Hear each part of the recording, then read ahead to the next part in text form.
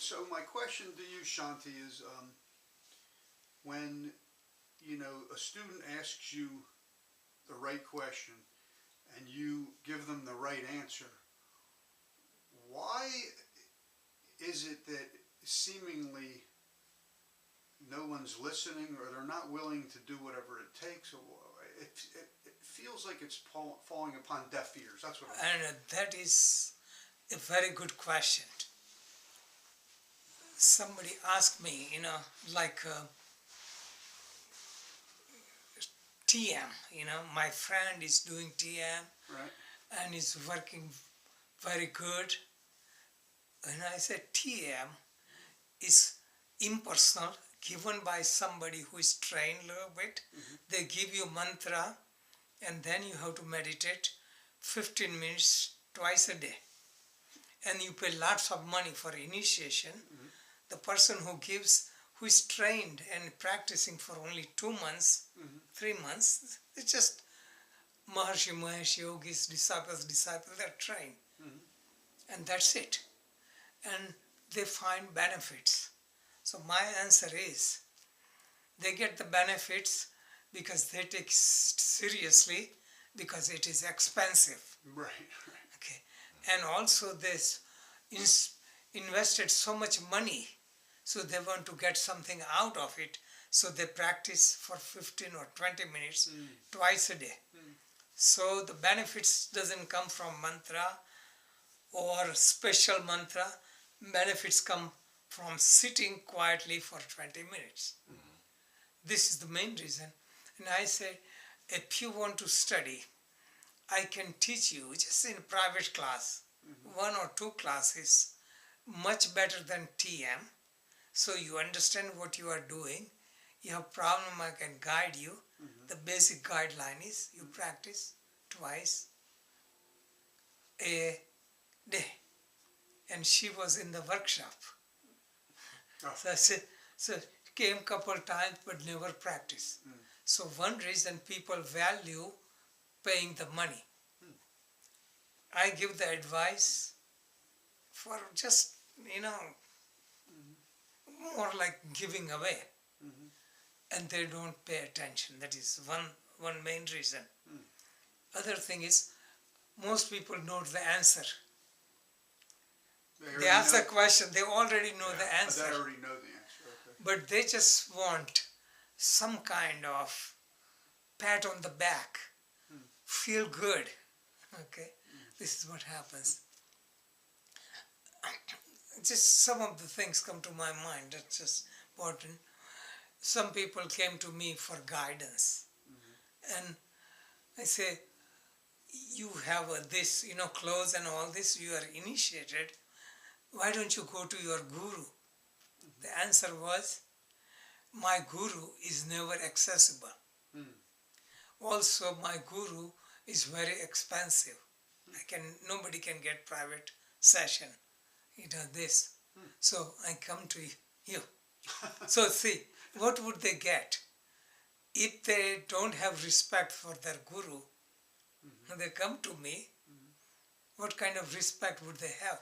They don't pay attention. I try to give, I always mention people who say they cannot afford, and they can afford so many things, and they cannot sacrifice. They cannot get it without paying, sacrificing. Sacrificing some money, some comfort. So like the girl who came to workshop, driving 3 hours, she probably got it. She had sacrificed so much, so she would listen, she would apply, she would take a note. So this is, one reason is, food is expensive, we appreciate. Water is less expensive or free, and air is totally free. We don't take advantage of all these things because they come for free. This is why people pay no attention. But in the scriptures, Patanjali describes many reasons why people don't listen. In this book, Personal to Global, I have made some obstacles which are more contemporary, using some of the teaching from scriptures. Lacking clarity of purpose and desire. One hopes and wishes for a miracle. One does not think or visualize the plan and process of its implement. So they are just talking. They are just spitting Words. spitting words and falls on the deaf ear. That's one thing. Second thing, not being willing to sacrifice some time and comforts to direct the energy toward the goal. Oh, right. It comes for free. Yeah, right. Third one, laziness and lethargy.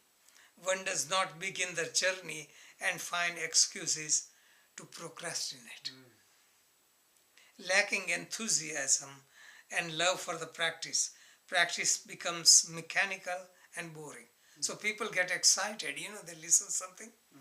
Excitement dies in one day or 1 week. Then another for excitement. So they dig too many holes but don't find water.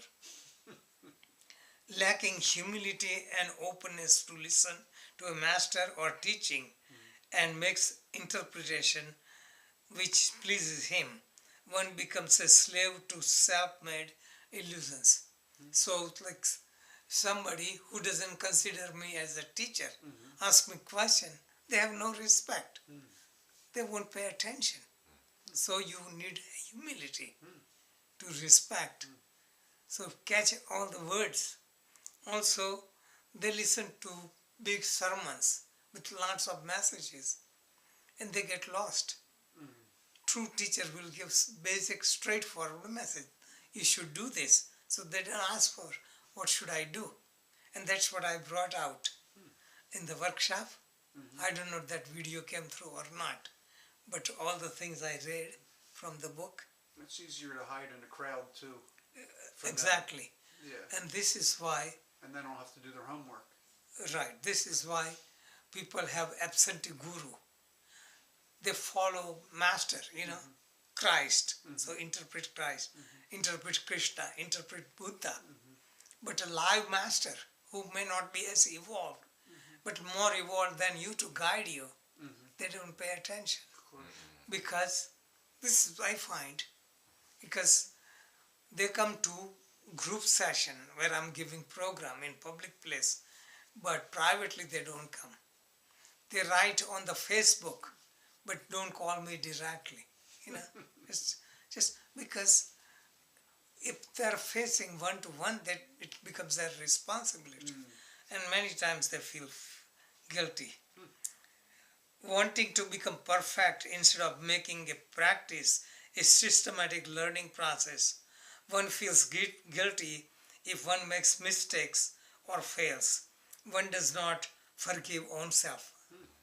And then lacking patience and perseverance. One gets discouraged if doesn't not get instantaneous reward. So this just few statements has such a deep meaning, could be explained with so many examples. So this is like people have to search what they really want.